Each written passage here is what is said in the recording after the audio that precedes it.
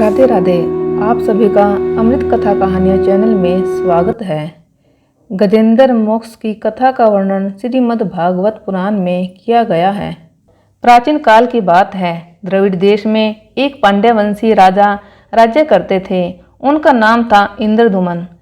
वे भगवान की आराधना में ही अपना अधिक समय व्यतीत करते थे। यद्यपि उनके राज्य में सर्वत्र सुख शांति थी, प्रजा प्रत्येक रीति से संतुष्ट थी, तथापि राजा इंद्रद्युम्न अपना समय राज्य कार्य में कम ही दे पाते थे। वे कहते थे कि भगवान विष्णु ही मेरे राज्य की व्यवस्था करते हैं, इसलिए वे अपने इष्ट परम प्रभु की उपासना करते रहते थे।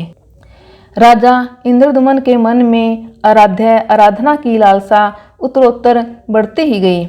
इस कारण वे राज्य को त्याग कर मल्या पर्वत पर रहने लगे। उनका वेश तपस्वियों जैसा था। सिर के बाल बढ़कर जटा के रूप में हो गए थे। वे निरंतर परब्रह्म परमात्मा की आराधना में तल्लीन रहने लगे। उनके मन और प्राण में श्री हरि के चरण कमलों में मधुकर बने रहते। इसके अतिरिक्त उन्हें जगत की कोई वस्तु नहीं सुहाती। उन्हें राज्य कोष, प्रजा तथा पत्नी आदि किसी प्राणी या पदार्थ की स्मृति ही नहीं होती थी।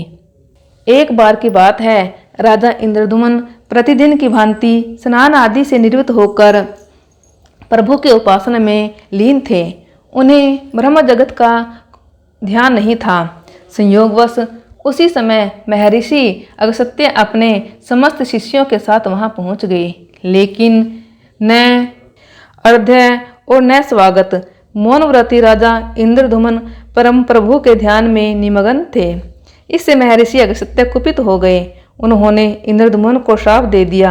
इस राजा ने गुरुजनों से शिक्षा नहीं ग्रहण की है और अभिमानवश परोपकार से निर्वित होकर मनमानी कर रहे हैं। ऋषियों का अपमान करने वाला यह राजा हाथी के समान जड़ बुद्धि है, इसलिए इसे घोर अज्ञानमयी हाथी की योनि प्राप्त हो। महर्षि अगस्त्य भगवत भक्त इंद्रद्युम्न को यह श्राप देकर चले गए। राजा इंद्रद्युम्न ने इसे श्री भगवान का मंगलमय विधान समझकर प्रभु के चरणों में सिर रख दिया। क्षीर अवधि में 10 सहस्त्र योजन लंबा, चौड़ा और ऊंचा त्रिकूट नामक पर्वत था। यह पर्वत अत्यंत सुंदर एवं श्रेष्ठ था। उस पर्वतराज त्रिकूट की तराई में ऋतुमान नामक भगवान वरुण का क्रीड़ा कानन था। उसके चारों ओर दिव्य वृक्ष सुशोभित थे। वे वृक्ष सदा पुष्पों और फूलों से लदे रहते थे। उसी क्रीड़ा कानन ऋतुमान के समीप पर्वत श्रेष्ठ त्रिकूट के गहन वन में हथनियों के साथ अत्यंत शक्तिशाली और पराक्रमी गजेंद्र रहता था। एक बार की बात है, गजेंद्र अपने साथियों सहित प्यास से व्याकुल हो गया। वह कमल की गंध से सुगंधित वायु को सूंघकर एक चित्ताकर्षक विशाल सरोवर के तट पर जा पहुंचा।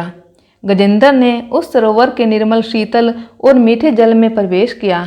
पहले तो उसने जल पीकर अपनी प्यास बुझाई, फिर जल में स्नान कर अपना थकान दूर किया। तत्पश्चात उसने जल क्रीड़ा आरंभ कर दी। वह अपनी सूंड में जल भरकर उसके फुहारों से हथनियों को स्नान कराने लगा। तभी अचानक गजेंद्र ने सूंड उठाकर चित्कार की। पता नहीं किधर से एक मगर ने आकर उसका पैर पकड़ लिया। गजेंद्र ने अपना पैर छुड़ाने के लिए पूरी शक्ति लगाई, परंतु उसका वश नहीं चला, पैर नहीं छूटा। अपने स्वामी गजेंद्र को ग्रहग्रस्त देखकर हथनियां, कलब और अन्य गज अत्यंत व्याकुल हो गए। वे सूंड उठाकर चिंघाड़ने और गजेंद्र को बचाने के लिए सरोवर के भीतर बाहर दौड़ने लगे। उन्होंने पूरी चेष्टा की, लेकिन सफल नहीं हुए। वस्तुतः महर्षि अगस्त्य के श्राप से राजा इंद्रद्युम्न ही गजेंद्र हो गए थे और गंधर्व श्रेष्ठ हुहु महर्षि देवल के श्राप से ग्राह हो गए थे। वे भी अत्यंत पराक्रमी थे।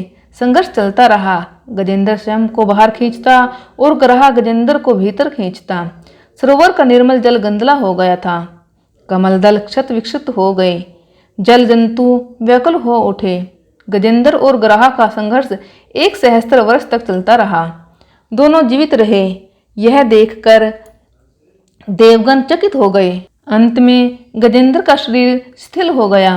उसके शरीर में शक्ति और मन में उत्साह नहीं रहा, परंतु जलचर होने के कारण ग्रह की शक्ति में कोई कमी नहीं आई। उसकी शक्ति बढ़ गई। वह नए उत्साह से अधिक शक्ति लगाकर गजेंद्र को खींचने लगा। असमर्थ गजेंद्र के प्राण संकट में पड़ गए। उसकी शक्ति और पराक्रम का अहंकार चूर चूर हो गया। वह निराश हो गया, किंतु पूर्व जन्म की निरंतर भगवत आराधना के फलस्वरूप उसे भगवत स्मृति हो आई। उसने निश्चय किया कि मैं कराल काल के भय से चराचर प्राणियों के शरण्य सर्वसमर्थ प्रभु की शरण ग्रहण करता हूँ। इस निश्चय के साथ गजेंद्र मन को एकार कर पूर्व जन्म में सीखे श्रेष्ठ स्त्रोत द्वारा परम प्रभु की स्तुति करने लगा। गजेंद्र की स्तुति सुनकर सर्वात्मा सर्वदेव रूप भगवान विष्णु प्रकट हो गए। गजेंद्र को पीड़ित देखकर भगवान विष्णु गरुड़ पर आरूढ़ होकर अत्यंत शीघ्रता से उक्त सरोवर के तट पर पहुंचे। जब जीवन से निराश था, पीड़ा से छटपटाते गजेंद्र ने हाथ में चक्कर लिए गरुड़ आरूढ़ भगवान विष्णु को तीव्रता से अपनी ओर आते देखा, तो उसने कमल का एक सुंदर पुष्प अपनी सूंड में लेकर ऊपर उठाया और बड़े कष्ट से कहा, नारायण भगवान आपको नमस्कार है।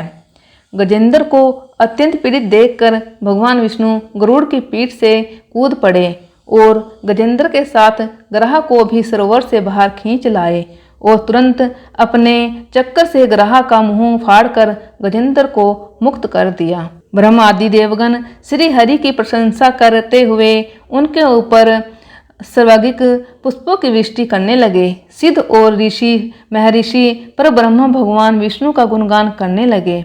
ग्रह दिव्य शरीरधारी हो गया।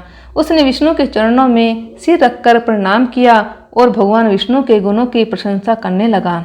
भगवान विष्णु के मंगलमय वरद हस्त के स्पर्श से पाप मुक्त होकर अभिशप्त हो गंधर्व ने प्रभु की परिक्रमा की और उनके त्रैलोक्य वंदित चरण कमलों में प्रणाम कर अपने लोक चला गया। भगवान विष्णु ने गजेंद्र का उद्धार कर उसे अपना पार्षद बना लिया। गंधर्व सिद्ध और देवगण उनकी लीला का गान करने लगे। गजेंद्र की स्तुति से प्रसन्न होकर भगवान विष्णु ने सबके समक्ष कहा, प्यारे गजेंद्र, जो लोग ब्रह्म मुहूर्त में उठकर तुम्हारी की हुई स्तुति से मेरा स्तवन करेंगे, उन्हें मैं मृत्यु के समय निर्मल बुद्धि का दान करूंगा। यह कहकर भगवान विष्णु ने पार्षद रूप में गजेंद्र को साथ लिया और गरुड़ारूढ़ होकर अपने दिव्य धाम को चले गए। बोले भक्तवत्सल भगवान की जय। यह प्रसंग सुनने वालों के कलिमल और दुष्व्यपन को मिटाने वाला, यश उन्नति तथा स्वर्ग को देने वाला है। भगवान ने कहा, प्यारे गजेंद्र, जो लोग ब्रह्म मुहूर्त में जागकर तुम्हारे द्वारा की हुई स्तुति से मेरा स्तवन करेंगे, उनकी मृत्यु के समय मैं उन्हें निर्मल बुद्धि का दान दूंगा। बोलिए भक्तवत्सल भगवान की जय।